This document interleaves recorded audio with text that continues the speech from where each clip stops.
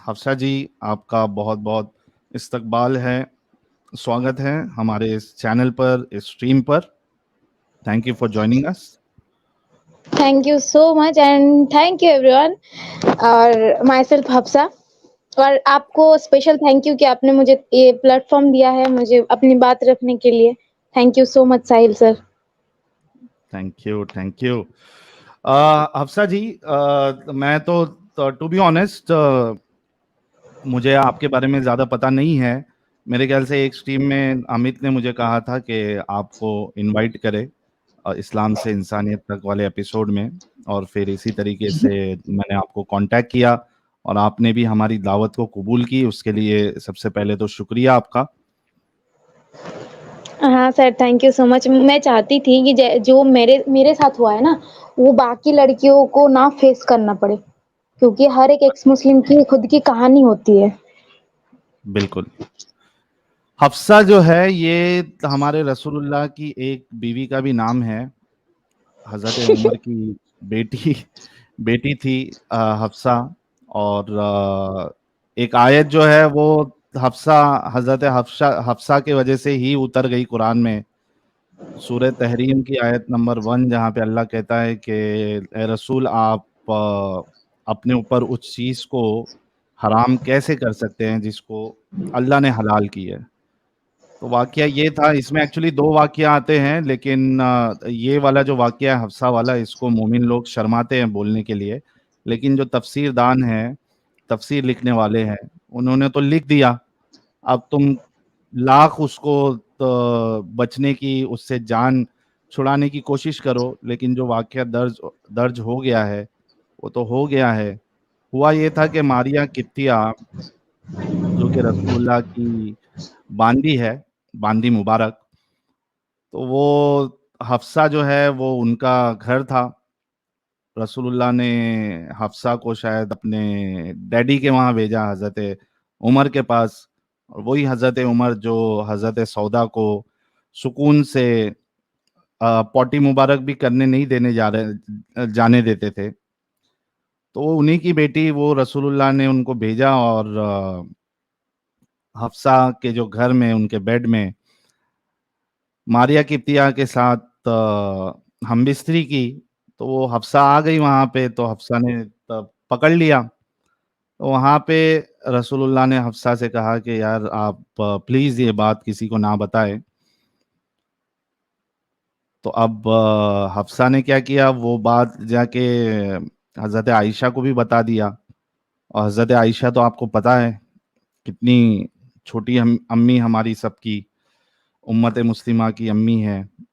तो हजरत छोटी अम्मी ने, उनका एटीट्यूड रसूलुल्लाह को पता था। तो रसूलुल्लाह ने फिर वो कहा कि भाई अब से मैं फिर ये काम नहीं करूंगा मारिया किप्तिया के साथ। हालांकि इस्लाम इसकी इजाज़त देता है कि आप जो है वो लौंडी के साथ, गुलाम के साथ, बांदी के साथ आप हम बिस्तरी कर सकते हैं, सेक्स कर सकते हैं। तो ये हलाल चीज़ थी। अब रसूलुल्लाह ने उसको अपने ऊपर हराम कर लिया। तो अल्लाह ने कुरान में आयत उतार दी कि बीवियों को खुश करने के लिए इस तरीके की चीज़ आप नहीं कर सकते हो। क्या डर है आपको कि आपकी बीवियां नाराज हो जाएंगी? उसका टेंशन नहीं लेने का। जो हलाल है हलाल है, बीवी राजी हो या नाराज हो, इससे फर्क नहीं पड़ता। तो खैर बात मैं ही बोलते रहूंगा तो जो हमारी मेहमान है उनको बोलने का मौका नहीं मिलेगा। तो अफसा जी, जैसे कि आप जानती हैं कि जो इस एपिसोड में, इस सीरीज में आता है, उनसे हम जानने की कोशिश करते हैं कि भाई इस्लाम तक की आपकी क्या कहानी है। जब तक अब इस्लाम में थी, कितना कुछ फॉलो करती थी, क्या घराना था, रिलीजियस था, नॉन रिलीजियस था, कितना आप फॉलो करती थी। और कोशिश करिएगा कोई भी ऐसी डिटेल्स ना बताए आप जिससे आपकी आइडेंटिटी रिवील हो जाए। प्लीज गो अहेड अफसा जी। हाँ, तो मैं एक सुन्नी घराने से बिलोंग करती हूँ और मेरी फैमिली भी कट्टर ही है। तो इस बात का मुझे डर है, इसलिए मैं शायद बहुत ज्यादा कुछ अपने बारे में नहीं बोल सकती, लेकिन मेरी जर्नी के बारे में मैं खुल के बता सकती हूँ। बिल्कुल, प्लीज गो अहेड। हाँ, तो मैं मानती थी इतना कि मैं पहले से हमारे दिमाग में ना ये घुसा दिया जाता है कि जो इस्लाम है, इसका मतलब ही पीसफुल है। हम किसी पे कोई गलत चीज़ नहीं कर सकते। हम किसी और के साथ गलत काम नहीं कर सकते, हमें पीसफुल रहना चाहिए। हमें मतलब भाईचारा की बात नहीं सिखाई जाती थी, बस इतना सिखाया जाता था कि हमें पीसफुल रहना अपने में। और दूसरी चीज़ ये सिखाया जाता था कि जो मतलब बाकी जो है हमारे यहाँ पे ना, मतलब हम जहाँ पे रहते हैं वहाँ पे क्रिश्चियन नहीं थे, एक भी नहीं था, एक भी घर यहाँ पे क्रिश्चियन नहीं था, हिंदू और मुस्लिम था। तो या मुझे सिखाया जाता था, मतलब मेरे घर पे, कि जो हिंदू होते हैं वो लोग शिर्क करते हैं और हुँ, ये सबसे बड़ी गुनाह है। तो वो लोग काफ़िर है, तुम अगर उनसे दोस्ती रखोगे तो तुम भी जहन्नम में जाओगे। तो हुँ, तुम्हें नहीं रखना, उन लोगों से बात मत करो। तो हम बहुत ज़्यादा बात नहीं करते थे उन लोगों से, लेकिन स्कूल में अब पढ़ते थे, ठीक है? तो स्कूल में पढ़ते थे तो वहाँ पे तो सब जाते, तो हमारे स्कूल में ना हमें वही भाईचारा वाली बात सिखाई जाती थी, सेकुलरिज़्म वही। तो वहाँ पे ना थोड़ा बहुत हेल्प के लिए वहाँ पे बात कर लेते थे, लेकिन घर पे अगर किसी को पता चले कि हाँ, बात कर लिए, तो घर पे थोड़ा बहुत झगड़ा हो जाता था। जैसे और एक चीज़ है कि बुरखे के लिए मैंने बहुत बार मार भी खाई है, हुँ। कि मैं कभी नहीं पहनी तो बहुत बार मार भी खाई है। हमें ना बचपन आपको से जब पसंद तक नहीं था हमारा क्या एज, बुर्का? हाँ, मैं पहनती थी। मतलब आपको पसंद नहीं था क्या? मार क्यों खाए? नहीं नहीं पहनने पसंद था, पे? वो ज़बरदस्ती वाला पहनना पड़ता था। अच्छा, अरे लेकिन आप तो क्वीन हैं, आप और वो क्या क्या कहते हैं उसको, अगर चॉकलेट जो है या टॉफ़ी जो है वो बिना पेपर के अगर रहे तो फिर मक्खियाँ आती है उसमें, चींटी आ जाती है और वो इस वजह से उसको ढक के रखना चाहिए। तो आपको ये लॉजिक समझ में नहीं आया था कि ये आपकी सेफ्टी के लिए है? आपको पसंद क्यों हाँ। नहीं था बुर्का? हाँ सर, वो भी मैं बताऊँगी आगे जाके। तो हुँ, हमारे घर पे जो ये सब चीज़ें सिखाई जाती थी ना, तो हमें साथ-साथ ये भी बताया जाता था कि तुम्हें रहना कैसे है। आप जो बोल रहे हो ना कि ये चीज़ तुम्हें नहीं समझ आई, तो हमें ये सिखाया गया था कि हाँ, तुम्हें ये सब करना है, लेकिन मुझे यार घुटन-सा होता था, मुझे कॉन्फिडेंट नहीं मिलता था, तो मुझे नहीं पसंद था। तो इसलिए मैंने बहुत बार मार भी खाई है। और जब हुँ, यही क्वेश्चन मैंने किसी को किया था कि एक चीज़ और एक मतलब इंसान में क्या कोई फ़र्क नहीं है? मुझे चॉकलेट नहीं, मुझे लीची का एग्ज़ाम्पल देके समझाया गया था ये, कि अगर लीची जो पील अप कर दो तो वो गंदे हो जाते, सड़ जाते बहुत जल्दी, वैसे लड़कियों को अगर खुले में रखो, मतलब नंगापना बोला जाता है डायरेक्टली, नंगापना हुँ, करो तो फिर सड़ जाओगे बहुत जल्दी और जहन्नम में जाओगे तो अलग बात है, लेकिन इस दुनिया में भी सड़ जाओगे। तो मैंने कहा यार वो एक चीज़ है और मैं एक इंसान हूँ, उसके अंदर दिल नहीं है, उसके अंदर जान नहीं है। मेरे अंदर दिल भी है, मेरे अंदर जान भी है और मेरे अंदर मर्ज़ी नाम की भी कोई चीज़ है, अगर मुझे नहीं पसंद तो मैं नहीं पहनूँगी। यही बात रखने के लिए मैं 2-3 दफ़ा मार भी खा चुकी हूँ, कि नहीं हुँ, बोलना चाहिए बोल के। ओके, हाँ सर। ठीक है। फिर क्या हुआ? हाँ, तो मैं पहले से बताऊँ कि स्टार्टिंग से मेरे साथ हाँ, हाँ। क्या-क्या हुआ? हाँ, हाँ, स्टार्टिंग से बताइए, हाँ, बताइए। तो हमारे यहाँ ना लड़कियों के 10 साल और लड़कों का 12 साल, ठीक है? ये जो हुँ, एज होते है इसके बीच तुम कुछ भी कर सकते हो, कुछ भी पहन सकते हो, तुम्हें कोई उससे प्रॉब्लम नहीं है। यहाँ पे मेरी जब एज 10 हो गई, मतलब मैं तब क्लास 6th या 5th में पढ़ती थी शायद, तो मुझे बहुत अच्छे से याद है कि तब से ही मतलब बचपन से ही मेरी शादी फिक्स थी, ठीक है? मेरे कज़िन के साथ।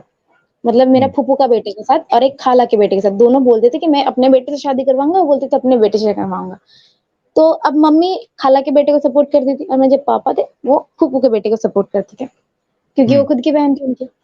तो वहाँ पे जाके तब यार बचपन में था तो मुझे लगा बड़े होंगे तो पता नहीं क्या होगा, तब देखा जाएगा, तो उतना तब नहीं पता था। बाद में जाके ये चीज़ ना मुझे बहुत सफ़र करनी पड़ी, वो मैं बताती हूँ आगे। तो 10 साल तक मेरा लाइफ़ एकदम नॉर्मल चला, जैसे नॉर्मल हुँ, सबकी होती है वैसे ही। लेकिन मैं घर पे देखती थी, कोई भी काम होता है, कोई भी चीज़ होती है घर पे, अगर कोई डिसीज़न लेना होता है ना, तो मेरी पापा की भी 2 शादी है, वो मेरी मम्मी की कुछ फिज़िकल प्रॉब्लम की वज़ह से हुई है। तो मतलब पापा की जो दूसरी वाइफ़ है, मैं उनको छोटी मम्मी बोलती हूँ।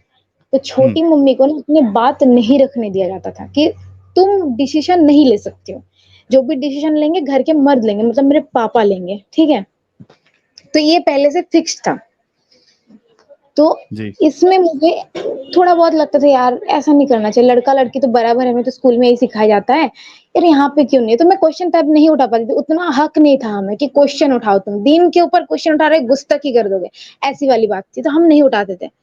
तो इसके बाद जब थोड़ी सी बड़ी हुई तो पापा ने जबरदस्ती बोले कि नहीं अभी तुम्हें हिजाब पहनना पड़ेगा, बुर्का पहनना पड़ेगा बाहर जाओ तो। और बाहर मतलब हमें सिर्फ स्कूल और ट्यूशन के लिए भेजा जाता था, ठीक है। तो हम मतलब बुर्का पहनने लगे, हिजाब पहनने लगे। स्कूल में हमारा बुर्का अलाउ नहीं था क्योंकि वहाँ पे ड्रेस कोड होता है, तो उस ड्रेस कोड के हिसाब से तुम हिजाब पहन सकते हो लेकिन बुर्का नहीं पहन सकते, क्योंकि हिजाब पहनने के लिए मना नहीं कर सकते क्योंकि बिलीफ सिस्टम के ऊपर है। तो हिजाब पहन के जैसे कि ड्रेस पहन लिया, उसके ऊपर सर ढकने के लिए कोई और एक्स्ट्रा दुपट्टा ले लिए, ऐसा होता था, ठीक है। लेकिन लड़कों के लिए ऐसी कोई चीज नहीं थी। लड़कों के लिए जो भी चीज है सिर्फ ऐसे सुन्नत है, तुम करो तो अच्छा, नहीं करो तो कोई बात नहीं। लड़कियों के लिए हर एक चीज फर्ज है, क्योंकि हमें बचपन से बताया गया है जो भी जहन्नम मतलब जहन्नम में जाएगी जितनी भी, वो ज्यादा से ज्यादा लड़की होगी, क्योंकि सबसे ज्यादा गुनाह लड़की करती है, सबसे ज्यादा जिना लड़की करती है, ये बताया गया है। तो हमें संभाल के रहना चाहिए क्योंकि हमें जहन्नम में नहीं जाना है। तो मैं बचपन से ऐसे मुस्लिम फ्रेंड थी, नॉन मुस्लिम फ्रेंड को मैं नहीं रखती थी क्योंकि वो शिर्क करते, गंदे होते, काफिर होते, तो हमें नहीं रखने दिया जाता था। तो इसके बाद जब थोड़ी-थोड़ी करके बड़ी हुई तो 11 साल के बाद मैं बुर्का, हिजाब जो भी था मतलब जबरदस्ती था तो पहनने लगी। तो तब शादी-वादी की बात बहुत ज़्यादा बढ़ गई क्योंकि मेरा एज 20 बोल रही हूँ 12 हो गया, ठीक है? अब शादी करना ही होगा तो 12 हो गया, मेंस्ट्रुएशन भी आ गया, अब शादी करना होगा, बस खत्म बात। घर पे बात हो गई, सब कुछ एकदम फिक्स्ड। अब 12 किसकी साल शादी की? होगी? हाँ, 12 साल में। तब मैं क्लास 8 में वाह! पढ़ती थी, मुझे बहुत अच्छे से याद है। तो हुँ, क्या हुआ कि तब मेरी शादी फिक्स्ड हुई और बोला कि मतलब करना ही है। और जब हम क्लास 8 में पढ़ते थे ना, तभी स्कूल में एनजीओ के बारे में पता चला। एक कोई हुँ, एनजीओ था, जो मैं नाम नहीं ले सकती, लेकिन वो एनजीओ था जब मेरे स्कूल में गया और वहाँ पे जाके बताया कि ये जो होता है बैड टच, गुड टच होता है, पॉक्सो आइन वगैरह होता है और ये सब कुछ होता है। मुझे मतलब डिटेल्स में बताया गया कि लड़की की एज ये होनी चाहिए, लड़के की एज होनी चाहिए, रीज़न सब कुछ वगैरह-वगैरह बताया गया। और मुझे हुँ, साथ-साथ ये भी पता चला कि आप अगर जल्दी शादी करवाने के लिए कोई फ़ोर्स करे तो आप खुद कंप्लेन कर सकते हो पुलिस स्टेशन में जाके, या फिर किसी और से भी करवा सकते हो और हुँ, तुम्हारे घरवालों को लॉकअप में भेजा जाएगा। ये मुझे पता चला और हमें हर किसी को, जो हमारे यहाँ का पुलिस ऑफिसर थे मतलब थाने के जो इंचार्ज थे, उनका नंबर दिया गया और कुछ ऐसे इम्पोर्टेंट नंबर थे वो दिया गया कि अगर ऐसा हुँ, होता है तुम्हारे साथ तुम कॉल कर लो। एक बस कॉल करके बता दो कि कहाँ पे हो, क्या नाम है तुम्हारा, इतना बता दो और ये प्रॉब्लम हो रही है। और खुद नहीं कर पाओ तो किसी और से बता दो, कोई प्रॉब्लम नहीं। तो मैंने घर हुँ, पे आके जब सुना ना कि हाँ, चलो ये तो बात हद से बढ़ रही है, तो मैंने घर पे ना आके, क्योंकि हमें तो सिखाया था कि डरो, है ना? अल्लाह से डरो, बचपन से तो यही हुँ, सिखाया जाता है। तो मैंने ना डराया, मैंने कहा अगर तुम लोग ये करोगे, तो मैं पुलिस को जाके बता दूँगी, तुम लोगों को सब पुलिस पकड़ के लेके जाएँगे। अब तुम बताओ अच्छा, तुम्हें क्या करना है? हाँ, तो मैंने डरा दिया। तो पापा ने बोले कि चलो ठीक है, अब 5-6 साल वेट कर लेंगे क्योंकि बात आ गई कॉन्स्टिट्यूशन की, पुलिस तो मतलब पकड़ के लेके गई तो छोड़ेगी की बात तो है नहीं। हुँ, अब और खुद की बदनामी हो गया अलग से। तो वो हो गई, मतलब शादी की बात हो गई चुप, लेकिन फिक्स था कि किससे करना है, ठीक है?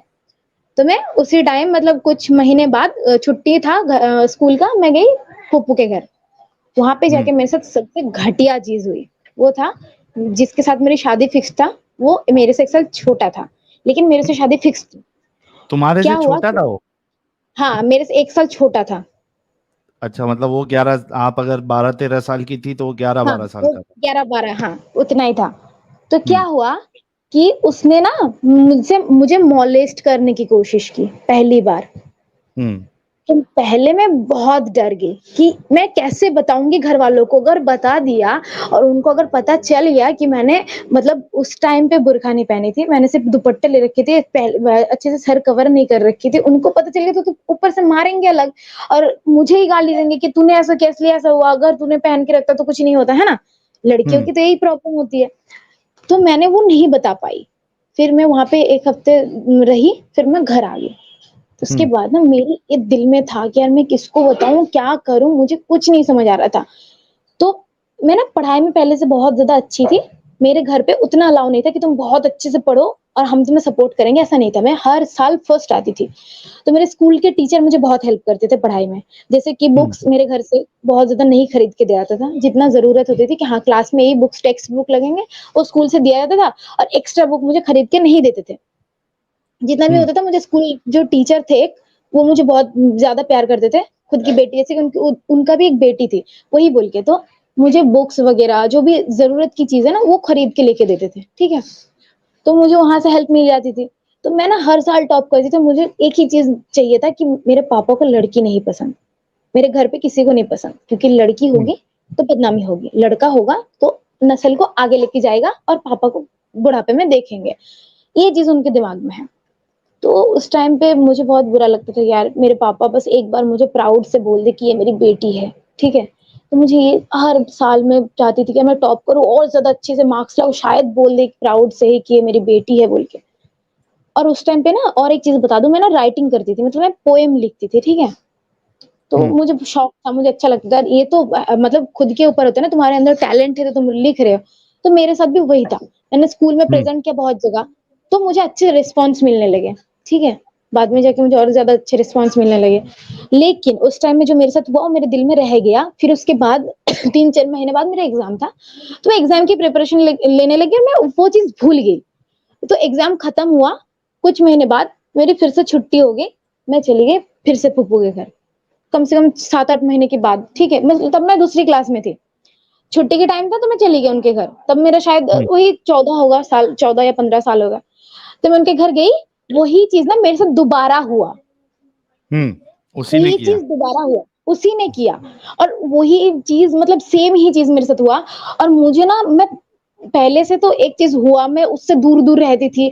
मैं अच्छे से बुर्का पहन के रखती थी, अच्छे से सर पे एकदम ढक के रखती थी, मतलब एकदम कवर अप करके रखती थी। मुझे डर था कि घरवाले तो यही टॉपिक मुझे उठाएँगे ना कि ये तुम गलत किए, यही जगह पे तुम्हारा लूप होल्स है। मैं वो चीज़ में लूप होल्स नहीं रखी, फिर भी मेरे साथ हुआ। तब मैं हुँ, मतलब ऐसा हुआ, मैं हम मतलब एक रूम था, उनका ना 3 रूम था, ठीक है? एक पे जो मेरा भाई रहता था और छोटे-छोटे भाई थे, वो खुद ही पढ़ी लिख के फिर भी 4-4 बच्चे हैं। और उनसे पूछो तो बोलते कि अल्लाह की देन है, ठीक है? मतलब हुँ, ये और एक ट्रेजेडी है। तो वहाँ पे उनके 4 बच्चे थे, तो मेरे साथ जो उनकी खुद की छोटी एक बेटी है, वो मेरे साथ रहती थी और एक छोटा-सा बेटा था, वो मेरे साथ रहते थे और दोनों भाई दूसरे कमरे में और उसके मम्मी-पापा दूसरे कमरे में। मतलब 3 रूम में हम ऐसे सोते थे। तो मैं हुँ, रात को सो गई, घर पे सब सो गए, उस टाइम पे उसने मुझे मोलेस्ट किया आके और तब मैं बता भी नहीं सकती कि मैं मतलब कैसे? मैं सो रही हूँ, उस टाइम मैं बुर्का पहन के सो जाऊँ? हुँ, नहीं सो सकती ना। और हमारे घर पे ना लड़कियाँ जब सोती है तो बाहर मतलब अंदर से अगर दरवाज़ा बंद कर दो ये अलाउ नहीं है। ये घर का हुँ, रूल्स है। हुँ, रिलीजन की बात मैं बोल रही हूँ। तो ये ऐसा था, तो मैं नहीं लगा के सोई, तो मैं ऐसे सो गई, तो वो आके फिर से वही चीज़ सेम दोबारा किया। मैंने ना तब भी किसी को नहीं बताया। फिर मैंने सोचा यार उसके घर जाना ही नहीं है क्योंकि उसके घर जाऊँगी तो फिर से होगा। फिर उसके बाद घर आ गई, यार मैं ये चीज़ दिल से निकली नहीं, तो मेरा रिज़ल्ट ना थोड़ा-सा आपने उसको खराब हो मना नहीं किया था? मना तो बहुत बार किए, उसको बोले कि हम ना घर पे बता देंगे, वो बोला कि मेरे तेरे से शादी फिक्स्ड है, घर पे अगर बता भी दिया तो कुछ नहीं होगा। तो मैंने सोचा यार ऐसी भी होती है क्या? कि घर पे शादी फिक्स्ड है मतलब तुम कुछ भी कर सकते हो। तो मैंने ना हुँ, डर के मारे कुछ बोला नहीं और उसके बाद जब तीसरी बार मतलब कम से कम 1-2 साल तक मैं गई ही नहीं उसके घर, मुझे इतना हुँ, डर था। उसके बाद फिर मेरी जो आंटी थी वो मुझे बहुत प्यार करती थी, मुझे बुलाया। मुझे बोला कि चल, चल, मैंने कहा यार मुझे नहीं जाना, मुझे ना अच्छा नहीं लग रहा, मुझे थोड़ी-सी तबीयत खराब है बोल के 1-2 बार मैंने उनको टाल दिया। फिर वो मुझे खुद आई लेने के लिए। मैं हुँ, सोची यार चलो, तो मैंने कहा कि मुझे ना अकेले नहीं सोना, मुझे ना तुम्हारे साथ सोना है। अब उसके हस्बैंड उसके साथ सोते, तो मुझे नहीं सुला सकते थे वो। तो हुँ, मैंने कहा मुझे नहीं पता बस तुम मेरे साथ सोओगी। तो उन्होंने पहले दिन मेरे साथ सोई, दूसरे दिन वो मेरे साथ सोई, तीसरे दिन वो अपने हस्बैंड के साथ सोने चली गई और मैं फिर अकेली। तो हुँ, वही चीज़ मेरे साथ तीसरी बार हुई तो मैंने तीसरी बार ना आवाज़ उठाई, क्योंकि तब मैं थोड़ी-सी बड़ी थी, तो मुझे आवाज़ उठाना मतलब ठीक लगा। तो मैंने ना आंटी को बताया सिर्फ कि तुम्हारे हुँ, बेटे ना मेरे साथ ऐसे-ऐसे कर रहे थे। तो उन्होंने कुछ भी रिस्पॉन्स नहीं किया, उन्होंने सिर्फ इतना बोला कि ये मतलब वो तुम्हारे से शादी फिक्स्ड है उसकी, वो तुम्हारा होने वाला हस्बैंड है और तुम हुँ, किसी और को बताना नहीं वरना बदनामी होगी। यही 2 चीज़ मुझे बताया गया। हुँ, मुझे इतना बुरा लगा कि तुम अपनी बेटी मानते हो, मुझे ऐसे बोल रहे हो। मुझे बहुत बुरा लगा। तो उसके बाद वो दिन गया। फिर उस मतलब नेक्स्ट डे ही सेम चीज़ हुई, तो मैंने ना मुझे कहा मुझे घर जाना है बोल के मैं चिल्ला दी वहाँ पे मतलब उनके घर पे। तो घर पे सब आ गए, सबको पता चल गया ये सब चीज़ें के बारे में। तो मैंने कहा कि मुझे घर जाना है, दोबारा मैं तुम्हारे घर पे कभी नहीं आऊँगी, मैंने डायरेक्टली बोल दिया। तो उसके बाद मुझे घर पे रख के चले गए। चौथी बार मेरे साथ हुई है, तो मैंने घर पे आके बताया कि ये चीज़ है, तो घरवाले क्या बोल रहे हैं, एक काम करते हैं ना हम ना तुम्हारी उससे शादी करवा देते, बात खत्म हो जाएगी। अगर बाहर पता चल गया तो फिर बदनामी होगी ना फैमिली की। तो हुँ, मैंने सोची गलत वो करे और भरूँ मैं? मुझे बहुत बुरा लगा कि यार ऐसे कैसे तुम एक लड़की के साथ ऐसे कैसे बोल सकते हो? तो उसकी खुद की मेंटल पीस कुछ नहीं होता। इसकी जो ये जो मेंटली इफेक्ट पड़े पता है इस चीज़ के लिए ना जब मेरे साथ दोबारा हुआ तो उसके बाद से मुझे पैनिक अटैक आने लगे। मैंने मेडिसिन लेना स्टार्ट कर दिया। इतना हुँ, बुरा हाल था मेरा। तो उसके बाद ना मैं नानी के घर गई थी घूमने के लिए, क्योंकि पापा ने बोला कि ये चीज़ है, ऐसे-ऐसे है, तो शादी फिक्स करवा देते हैं। तो मैंने कहा मुझे उससे शादी बिल्कुल भी नहीं करनी। तो बोलते तू हुँ, क्या चाहती है कि और भी ज़्यादा बदनामी हो, सबको पता चल जाए, फिर तेरी शादी नहीं होगी, फिर हम क्या करेंगे? तो मैं ना इन सब चीज़ों से बहुत ज़्यादा डिस्टर्ब होने लगी, तो पापा क्या किए मुझे नानी घर पे रख के आ गए, ठीक है? अब हुँ, नानी घर पे गई, मैंने वहाँ पे जाके ना बताई, तो मेरी मासी जो मेरी खाला है, वो उनके बेटे के साथ शादी फिक्स करने वाली थी, वो मेरे पापा को कॉल करके क्या बोल रही है, तुम्हारी बेटी आके ये बोल रही है और अगर हुँ, बाहर किसी को पता चल गया तो क्या होगा? या तो इसका मुँह बंद करवा दो या फिर इसकी शादी करवा दो। हुँ, मतलब इतना गलत हो रहा है मेरे साथ, ऊपर से मुझे ही कोसा जा रहा है इन सब चीज़ों के लिए। तो मुझे ये मेरे साथ इतना ज़्यादा गलत होने लगा ना, मुझे बहुत ज़्यादा बुरा लगा। तो मैंने क्या किया, मैंने ना सुसाइड अटेम्प्ट कर लिया। मैंने कहा मुझे नहीं जीना, अब मैं इन सब चीज़ों से लड़ ही नहीं सकती क्योंकि 1 बार नहीं, 2 बार नहीं, 3 बार नहीं, 4 बार सेम चीज़ हो रहा है। मैं कैसे लड़ूँ? क्योंकि मेरे घरवाले मुझे सपोर्ट नहीं कर रहे हैं। बाहर मैं हुँ, जिसको बता रही हूँ, वो लोग मुझे सपोर्ट नहीं कर रहे, मैं किसको बताऊँ? अगर घर से बाहर किसी को बता दिया, घरवाले मुझे या तो पकड़ के मारेंगे या फिर ज़बरदस्ती शादी करवा देंगे। तो मैंने ना सुसाइड अटेम्प्ट कर लिया।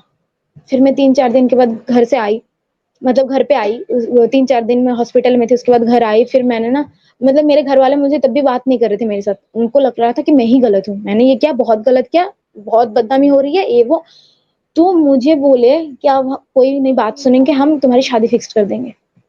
मैंने कहा हुँ, अभी तक मेरी एज 80 हुई ही नहीं है और अगर तुमने दोबारा शादी की बात की है, फिर उस इंसान से शादी की बात नहीं की ना, तो मैं सच में मर जाऊँगी और इस बार ना मैं कोई लेटर लिख के जाऊँगी और तुम्हारे नाम से और वो सिर्फ़ 1 को नहीं, मैं 4-5 लोगों को दे के जाऊँगी कि तुम अगर जला भी दो तो कोई और किसी को पता चल जाए। और मैं इतना हुँ, बुरा करूँगी ना तुम लोगों के साथ, तुम लोग सोच भी नहीं सकते हो क्योंकि मुझे ना डराने के सिवा कोई और चारा मुझे नज़र ही नहीं आया। तो मैंने ना उनको बहुत डराया। तो उसके बाद वो लोग चुप हो गए।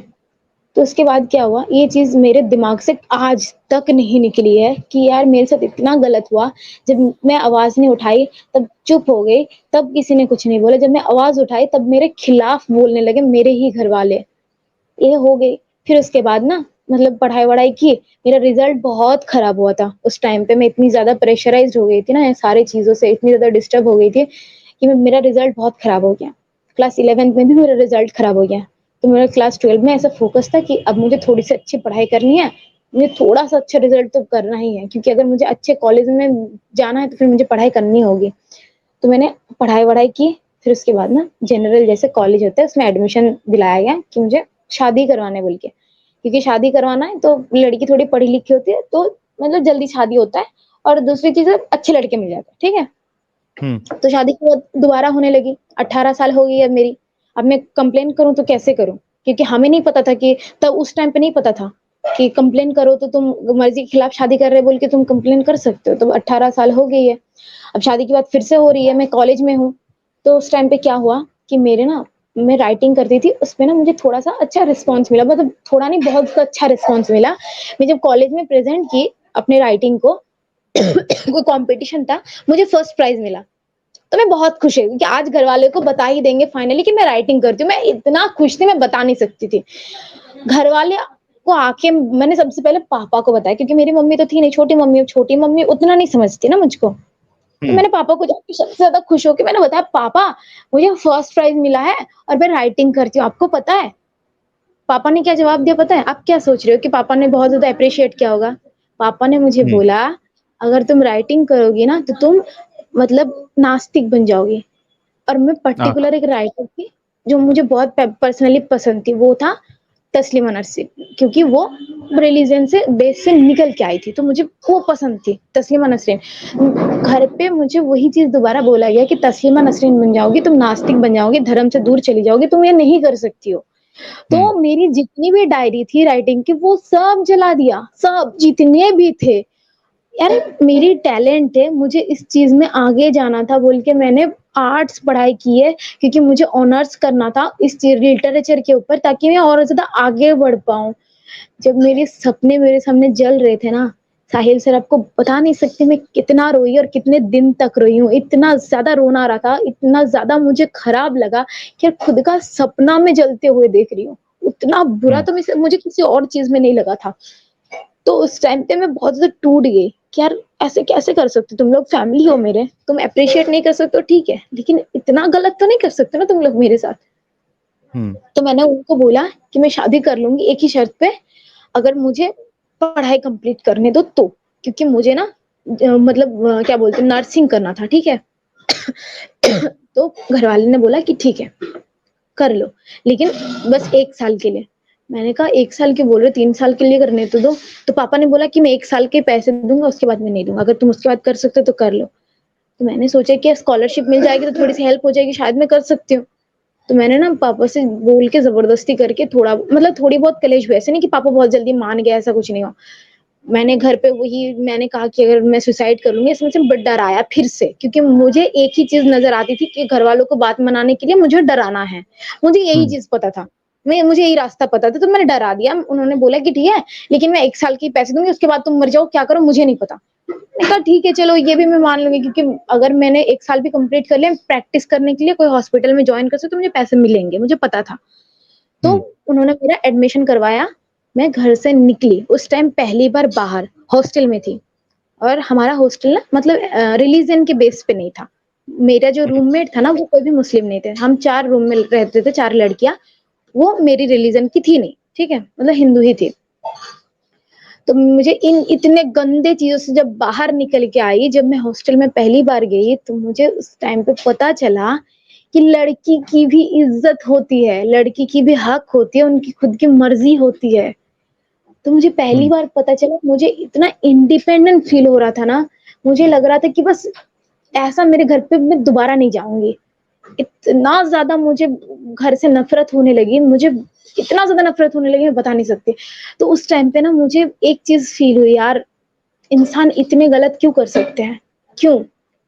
और मैं 5 वक़्त की नमाज़ पढ़ने लगी, मतलब पढ़ती थी, वो लड़की 5 वक़्त की नमाज़ पढ़ना बंद कर दिया, सिर्फ़ और सिर्फ़ इसलिए क्योंकि इसमें ना हक नहीं है। लड़कियों के हुँ, लिए कुछ भी नहीं है।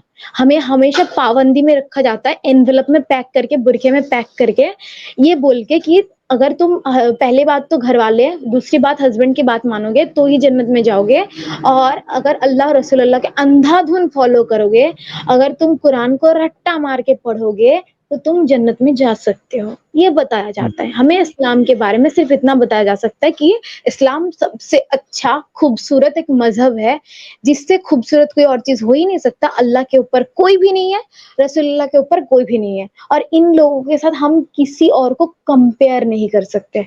और कुरान इतना ज़्यादा पवित्र है, इतना हॉली है कि हम इसको किसी और चीज़ों के साथ कभी कंपेयर तो क्या बात भी नहीं कर सकते। और जिनके ऊपर ये नाज़िल हुआ, मतलब हमारा प्रॉफिट सल्लल्लाहु अलैहि वसल्लम, मतलब हमारा मोहम्मद, उनसे ज़्यादा अच्छा इंसान कोई और हो ही नहीं सकता। हमें बचपन से यही सिखाया गया, हम अंधाधुन फॉलो करते थे।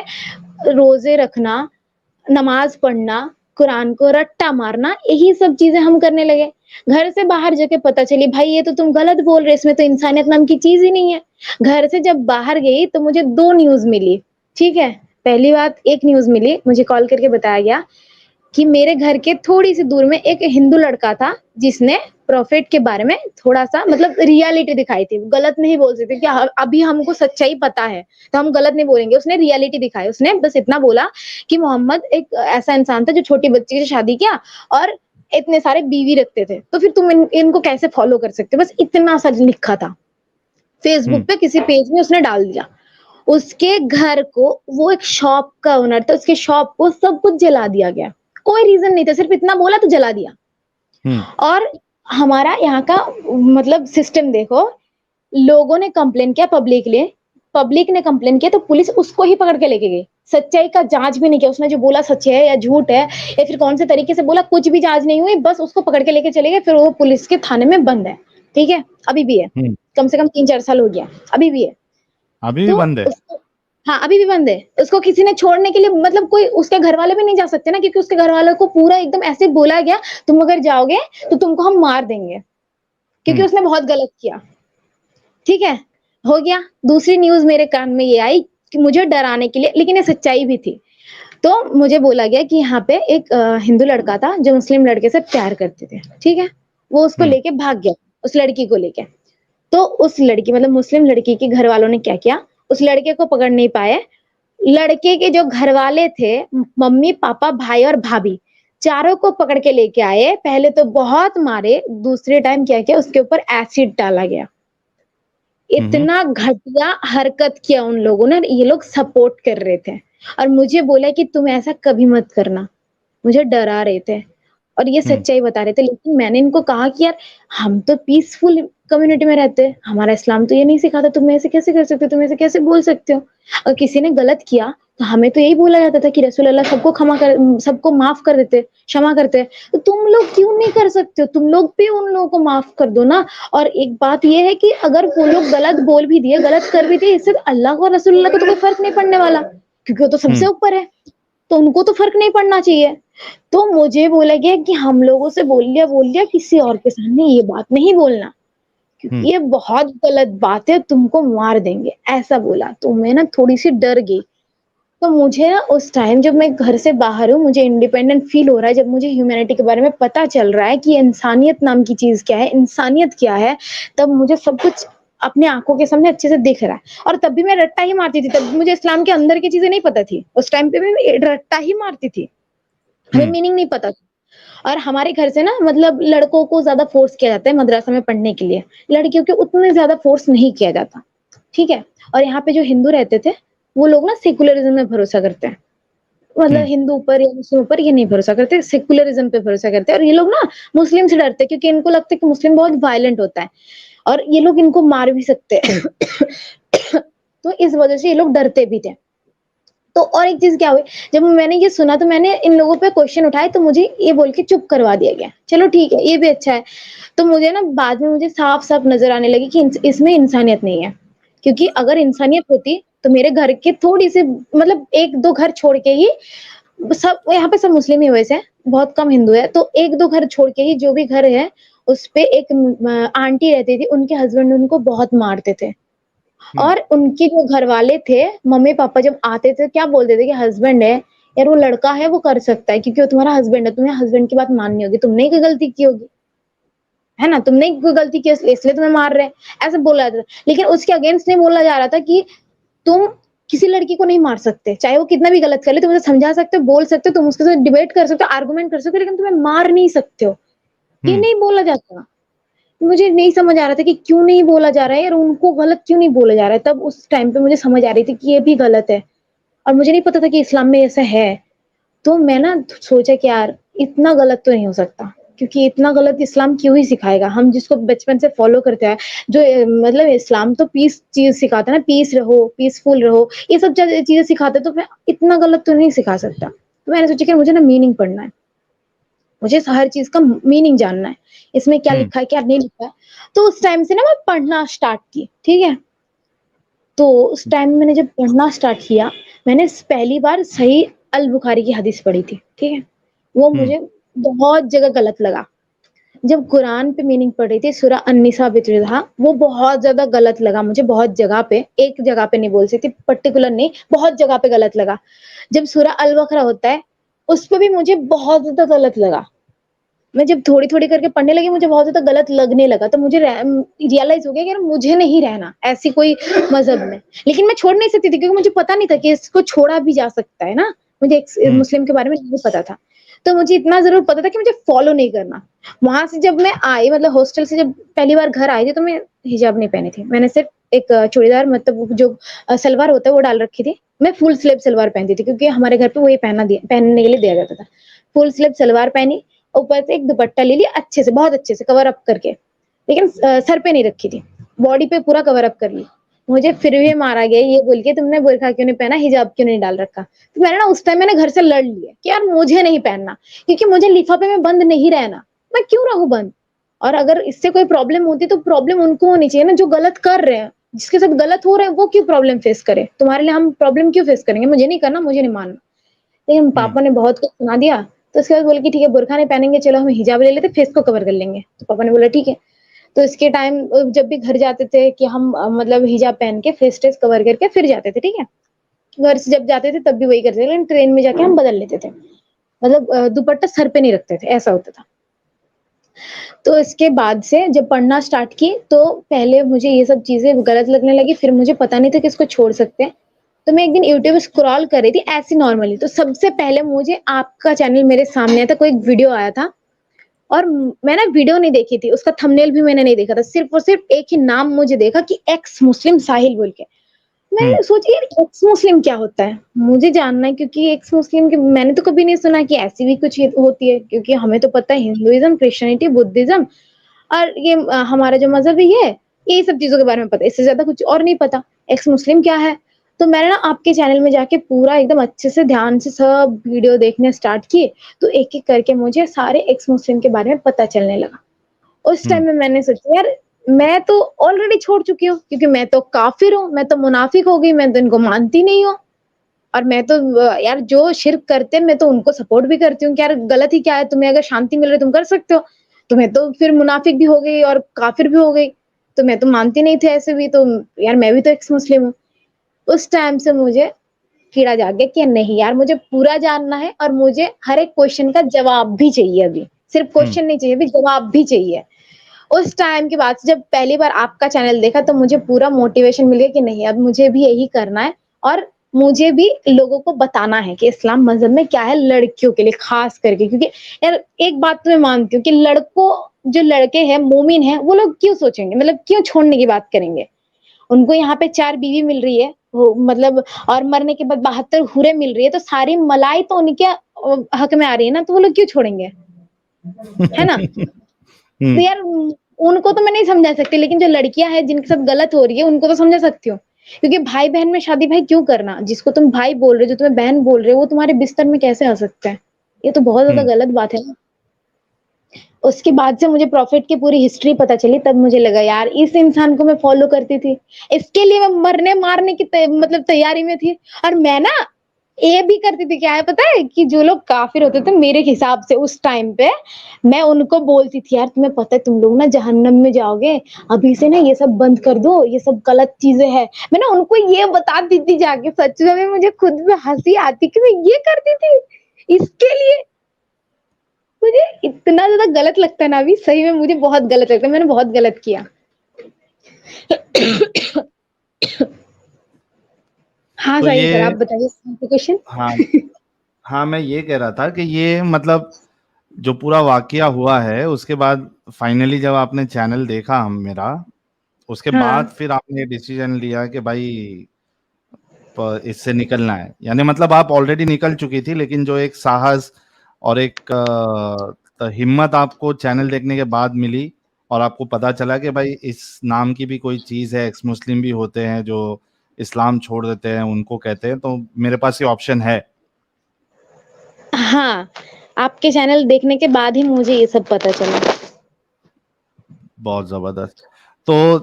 तो ये तो बहुत अच्छी बात है और आई एम श्योर कि आपके जैसे और लाखों लोग होंगे, जिनको ये सारी चीज़ें पता ही नहीं है और अगर उनको ये बातें पहुँचेगी, मालूम पड़ेगी, तो उनका निकलना भी तय है।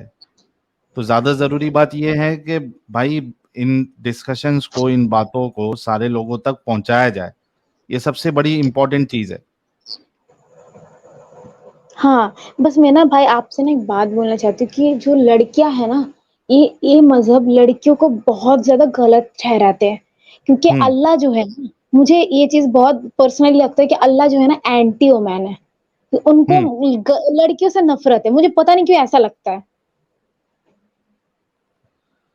लगता नहीं वैसी है क्योंकि औरतों को बहुत दबाया गया है इस्लाम में और कुछ समझा ही नहीं गया है। कुछ हाँ, समझा ही नहीं गया है। आप देखिए अगर औरतों को भी वही क्या कहते हैं दर्जा होता तो कोई ना कोई फीमेल नबी भी होती। ना फीमेल नबी है, ना रसूल है। बल्कि ये कह दिया गया कि भाई औरतें जो है वो कम अकल होती है। जहन्नम में ज़्यादा औरतें जाएँगी क्योंकि वो शौहर की ना नाफ़रमानी करते हैं। तो इस तरीके के हाँ, सारी चीज़ें जो है वो तो महिलाओं पे तो थोपा गया है। उसको दब के रहना है, घर पे रहना है, वो बाहर खुले घूम नहीं सकती। पढ़ाई जो है वो नहीं कर सकती, क्योंकि पढ़ाई करने के लिए फिर वो आप देख लीजिए ना जिस तरीके से आपके साथ हुआ कि आपके घर वाले ये ख्याल में थे कि किसी ना किसी तरीके से इसको जल्दी शादी करो और घर से मुसीबत को टालो। तो कहीं न कहीं अक्सर जो लोग हैं या कई लोग हैं उनकी सोच ही ऐसी होती है कि अगर बेटी हो जाए तो भाई ये हमारी जान पे मुसीबत है और ये आगे जाके हमारा नाम खराब करेगी। इससे अच्छा है कि इसकी जल्द से जल्द शादी करो और भला पाक करो। इस तरीके की सोच हो जाती है। तो जो जितनी चीज़ें आपने बताई है बहुत दुःख की बात है हमारे लिए कि आपके साथ ये सारी चीज़ें गुज़री है। लेकिन आई एम श्योर कि आप अकेले ऐसी नहीं होंगी, ऐसे कई सारे घर होंगे जिसमें जो मुस्लिम ख़वातीन हैं, महिलाएँ हैं, वो अपनी चाहत को मार रही होंगी क्योंकि अगर पढ़ना होगा तो क्योंकि बहुत सारे घर का मुझे हाल पता है कि 7वीं 8वीं होती नहीं है कि स्कूल जाना बंद करवा देते हैं, मदरसे में डाल देते हैं। उनको ऐसा लगता है कि भाई पढ़ लिख के क्या करेंगे? जाना तो शादी हो के दूसरे के घर पे ही है और बाहर जाएगी तो हो सकता है कि इस्लाम से फिर जाए, दीन इसके अंदर जो है कम हो जाए, इसका ईमान कमज़ोर हो जाए और हो सकता है कि वो इस्लाम से ही निकल जाए, बुर्खा छोड़ दे, हिजाब करना छोड़ दे। तो कई सारी चीज़ें हैं जो ये जो मुस्लिम फैमिलीज़ होती है, उनके अंदर चल रही होती है, ख़ास करके लड़कियों को लेकर।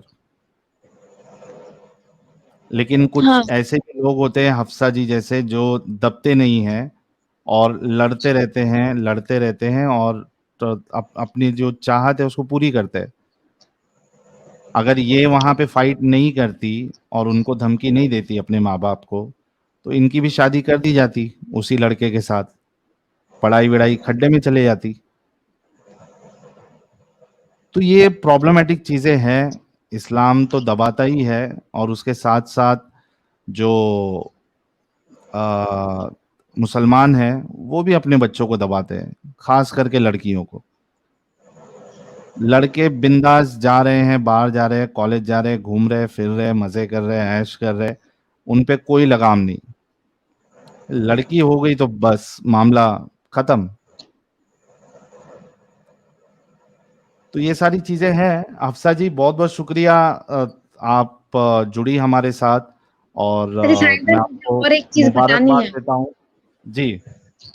हाँ, मेरे घर के पास में ना मैंने ना 2 चीज़ खुद से मतलब ये चीज़ें एकदम आँखों के सामने देखी हुई चीज़ें। मेरे घर के सामने एक लड़की रहती है, एकदम घर के सामने ही है, ठीक है? तो हुँ, उसकी ना दूसरी शादी की गई है, उसकी एज सिर्फ़ और सिर्फ़ 20 है। दूसरी हुँ, शादी है उसकी, उसकी एक छोटी-सी बेटी भी है। तो वो ना उसके हस्बैंड उसको मारते थे, ठीक है? तो उसने मुझे बताया, तो मैंने ना उसको बोला कि देख ये ना तेरे रिलीजन में है, तो उसके खून में है ये, तुझे मारेगा ही, हुँ, तो उसके ऊपर नहीं जा सकते। लेकिन हाँ, तू एक काम कर सकती है, उसको छोड़ सकती है। तो वो मुझे बोल रहा था लेकिन ये ना सबसे बड़ी प्रॉब्लम यही है कि वो उसको मुझे बोला कि देखो पहली बात तो मैं पढ़ाई ज़्यादा नहीं की हूँ। मेरी एज सिर्फ़ और सिर्फ़ 20 है, मैं एक 4 साल की बच्ची की मम्मी हूँ। आप हुँ। समझ रहे हो 4 साल मतलब 16 साल में माँ बन गई थी। तो अच्छा। इतनी छोटी सी हाँ, इतनी छोटी सी उम्र में उसकी शादी हुई, वो मम्मी भी बन गई, फिर उसका तलाक भी हो गया और दूसरे इंसान से उसका निकाह भी हो गया। उसके बाद क्या हुआ कि उसके पास ना कोई मतलब क्या बोलते हैं जो डिग्री होती है वो है, ना उसका फैमिली इन सब चीज़ों से हेल्प करेंगे, है ना? तो वो नहीं निकल पाएगी। ये एक चीज़ हो गया। ये मैं बोलना चाहती हूँ कि लड़कियाँ खुद के पैर पे खड़े होने के लिए उतना तक पढ़ो। ताकि तुम बाहर जाके एटलीस्ट काम कर सकते हो, खुद की लाइफ रख सकते हो खुद के जैसे। इतना ही बोलना चाहूँगी। और एक चीज़ मैंने खुद से देखी है जो लव जिहाद के बारे में इसके पहले भी आपका कोई मतलब वो हो रही थी स्ट्रीम हो रही थी, मैंने देखी थी। तो मेरे सामने भी ये चीज़ हुई है। पता है जो मेरी अभी वही फूफो का बेटा है, वो अभी एक हिंदू लड़के से प्यार करता है, पता है? मेरी बात तो नहीं होती, मैं उससे बात तो करती नहीं हूँ, ना ही वो मुझसे बात करता है। लेकिन वही लड़का। वो हाँ, वही लड़का एक हिंदू हुँ, लड़के से मतलब शादी करना चाहता है और उससे प्यार भी करता है। तो मैंने ना जाके उस लड़की को सब कुछ बताया कि ये सारी प्रॉब्लम है, लेकिन उसने पता है क्या बोला? कि तुम ना गलत बोल रहे हो, तुम झूठ बोल रहे हो, तुम्हें पता नहीं है तुम कितना गलत कह रही हो, तुम कितना गलत कर रही हो, तुम्हें पता ही नहीं है, ऐसा सब मुझे उल्टा ज्ञान देना। मैंने कहा यार देखो सुनो, तुम ना पहले ये सब चीज़ों के बारे में जानो, है ना? इस्लाम में क्या हुँ, लिखा है ये पढ़ो, ऐसा। तो बोलते कि हमें ना क्वेश्चन उठाने का कोई हक नहीं, क्योंकि हमारे यहाँ पे जितने भी मुफ्ती मौलाना होते हैं, वो पहले ही बोल देते हैं कि दीन पे तुम सवाल नहीं कर सकते, तुम कुरान पे सवाल नहीं कर सकते, क्योंकि ये हुँ, सिर्फ ट्रस्ट करने के लिए होता है, इसको मानने के लिए होता है, इस सवाल उठाने के लिए दीन नहीं है हमारा, ऐसे बोलते। हुँ, तो वो भी मुझे वही बात बोलने लगी, तो मैंने सोचा यार इसका इतना अच्छे से ब्रेन वॉश कैसे हो सकता है? क्योंकि वो एक हिंदू ब्राह्मण घर की बेटी थी। तो मैंने सोचा यार इसके घरवालों से बात करती हूँ, क्योंकि वो लड़का तो गलत है ना, मुझे तो पता है लड़का गलत है ना? तो मैंने हुँ, ना उसके घरवालों से बात की, मैंने कहा कि यार ये तो गलत करे। तो मुझे पता चला यार उसके घरवालों की भी ये जन्नत और जहन्नम के बारे में बोल-बोल के उनकी भी ब्रेन वॉश किया गया है। उन लोगों को कोई प्रॉब्लम ही नहीं है, उनकी बेटी एक मुस्लिम से शादी करते हैं, उनको प्राउड फील होता है कि वो तो जन्नत जाएगी भाई, उन्होंने कन्वर्शन कर लिया तो वो जन्नत चली जाएगी, और वो लोग भी कन्वर्ट हो गए तो वो भी जन्नत में जाएँगे। यहाँ पे आप सोच समझ सकते हो कि एक सिर्फ लड़की की नहीं, उसकी पूरी फैमिली की ब्रेन वॉश किया जा रहा है। इतना गलत हो रहा है।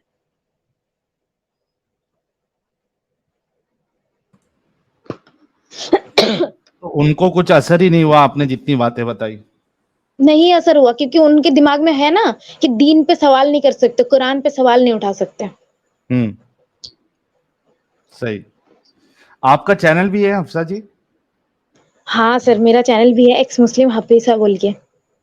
अच्छा, तो यार जितने लोग देख रहे हैं, आप सभी लोगों से रिक्वेस्ट है कि हफ्सा जी का जो चैनल है, आप लोग सब्सक्राइब कर लीजिए। तो वो उसपे पता नहीं क्या उनका प्लान है स्ट्रीम करने का या वीडियोस बनाने का, शॉर्ट वीडियोस। तो आप लोग हाँ, मैं अभी सपोर्ट शॉर्ट करिए वीडियो हफ्सा डाल जी के को।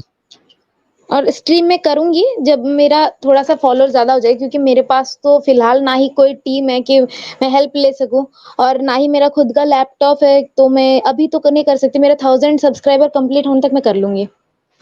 चलिए, तो आपको उम्मीद है कि जब आप कल सुबह उठ के देखेंगी, तो आपके 1000 सब्सक्राइबर पूरे हो जाएँगे। ऑलरेडी आपके 804 सब्सक्राइबर्स हो चुके हैं। अच्छा तो थैंक यू सो मच।